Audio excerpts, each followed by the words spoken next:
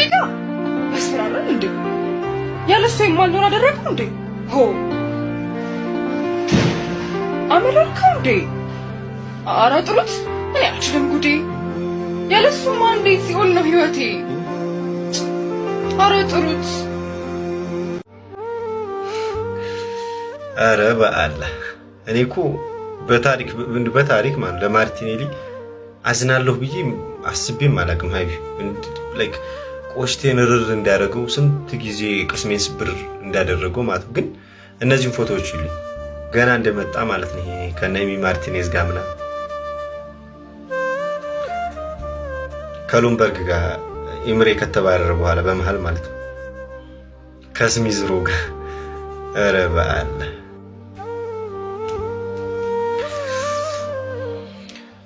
ከዛ መጥፎ ከሚባለው ዘመናችን ያወጡን ማለት ነው።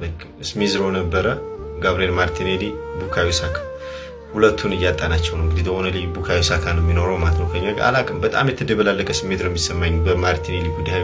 ጋብሪኤል ጄሱስ፣ ፋቪዮ ቬራ፣ ሬስ ኔልሰን አሁንም ስቲል ክለባችን ተጫዋቾቹ ነው። ጋብሪኤል ማርቲኔሊ ኦልሬዲ ወደ አልአህሊ ሊሄድ ነው። ብዙ ርር ድብን አድርጎኛል፣ ግን እወደዋለሁ ማለት ሎያል ነው በቃ ለክለባችን ማለት በጣም ታማኝ የሚባል አይነት እግር ኳስ ይሄ ነው በቃ አብሮ አይሄድም ወይ እኩል መሄድ ይኖርብህ ውለታ የሚባለው ነገር አይሰራምና እንደዚህ ትሪት ባያደርጉት ደስ ይለኝ ነበር። ላይክ ቤንች እንኳን ቢያደርጉት ማዱኬን ኦቨር ቤንች አድርጎ እሱ ቤንች ቢያደርጉ እንኳን ደስ ይለኝ ነበር ቢያንስ ከመሄዱ እንኳን ባይቀር ማለት ነውና ኦ ጋቢኒሆ ይላል። ስንት በጣም ደስ የሚሉ ምሽቶችን ላይክ አይተናል በሱ ማድሪድ ላይ ሙኒክ ላይ ምናምን ማንቸስተር ሲቲ ዳብል ይቅናሽ ወንድማችን። እግር ኳስ ፊቷን ያዞረችብህ ቀን ምን አይነት ጨካኝ እንደሆነች ትረዳለህ። ከጋብሪኤል ማርቲኔሊ አንድ ከአይኔ የማጠፋ አይነት ንግግር አለች። ጋብሪኤል ማርቲኔሊ ኮንትራትህን መች ነው የምትፈርመው ተብሎ አንድ ጥያቄ ተጠየቀ።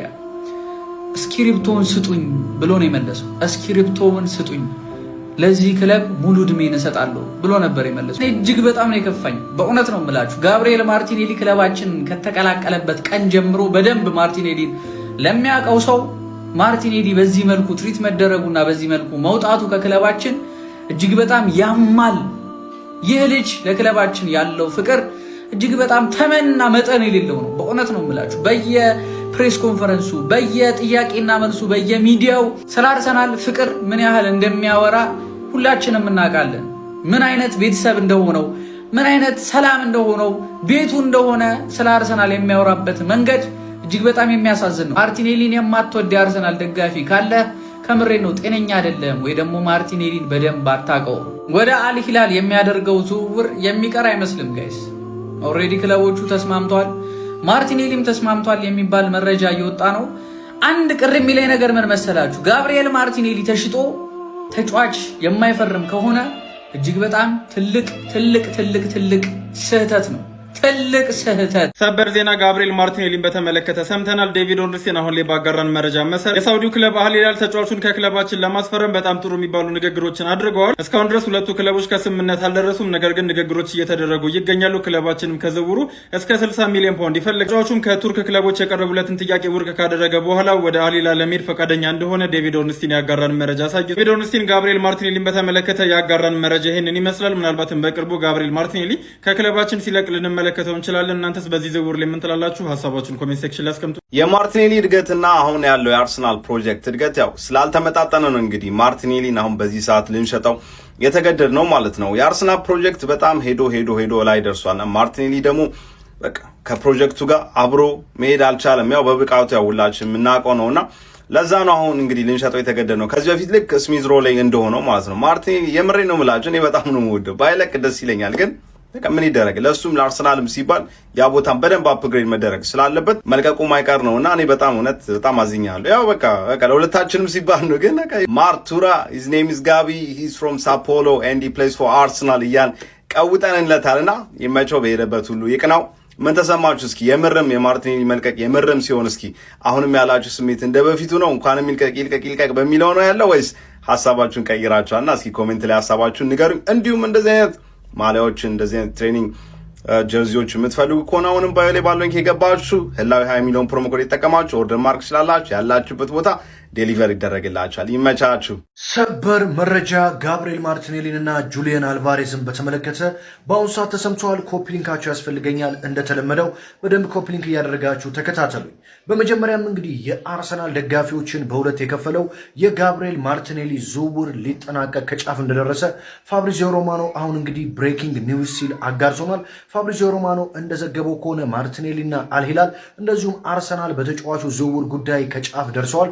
በቅርቡ ሂር ዊጎ የሚለውን መረጃ ጠብቁ ሲል ጋብሪኤል ማርቲኔሊ ከአርሰናል ጋር የመለየቱ ነገር የማይቀር እንደሆነ ዘግቧል ማለት ነው። ጋብሪኤል ማርቲኔሊ እንግዲህ ሁላችንም እጅግ በጣም የምንወደው ተጫዋች ነው። አንዳንዴ ሜዳ ላይ በሚያሳየው አቋም ብንናደድበትም ማለት ነው። ምክንያቱም የአርሰናልን ትረስት ዘ ፕሮሰስ ከአሰልጣኝ ሚኬል ማርሲያን አርቴታ ጋር በመሆን ከጥቂት ተጫዋቾች ጋር እንግዲህ ፕሮሰሱን ያስጀመረ ተጫዋች እንደሆነ ይታወቃል።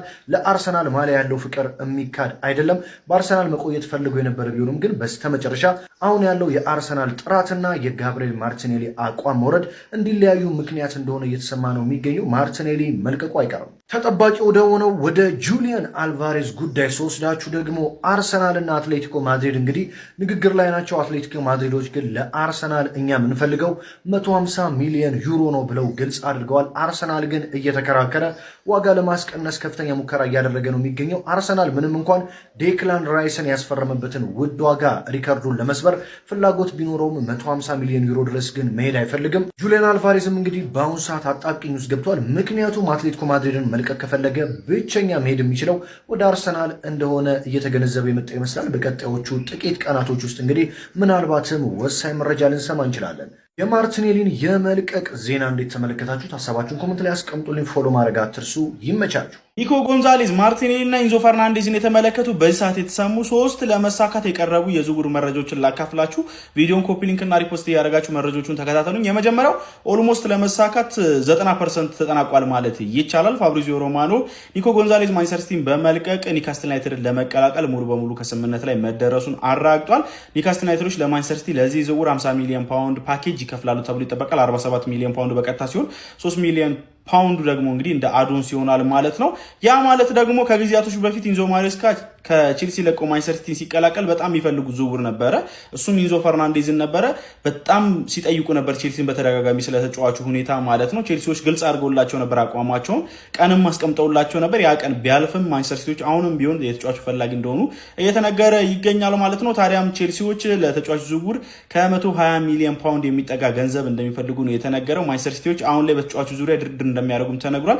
የኒኮ ጎንዛሌዝ መልቀቅም እንግዲህ ከዛ ጋር የተያዘ ሊሆን ይችላል ተብሎ ሀሳቦች እየተሰጡ የሚገኙት። ሌላኛው ደግሞ ማርቲኔሊን አስመልክቶ እየወጡ ያሉ መረጃዎች ናቸው። ማርቲኔሊ እንግዲህ ከመድፈኞቹ አርሰናሎች የመልቀቁ ነገር አይቀሬ የሆነ መጥቷል። የሳውዲ አረቢያው ክለብ የሆነው አልሂላል የፔድሮ ኔቶን ዝውውር በጣም ገንዘቡ ከፍተኛ መሆኑን አስመልክቶ እንደማያገኙ ካረጋገጡ በኋላ ፊታቸውን ወደ ማርቲኔሊ ማዞራቸው የሚታወቅ ነው።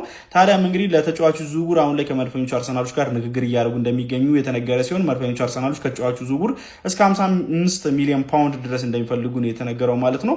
ማርቲኔሊ ለአርሰናል የተለየ ፍቅር ቢኖረውም ነገር ግን አልሂላል እንግዲህ የሚያስፈርመው ከሆነ በሩን ክፍት እንዳደረገ ነው አንዳንድ ሪፖርቶች እየጠቆሙ የሚገኙት ማለት ነው። ለማንኛውም እና ስለነዚህ ዝውውሮች ምን ትላላችሁ? ሀሳባችሁን አካፍልኝ። የፕላስ ምልክቱ መጫ እንዳትረሱ።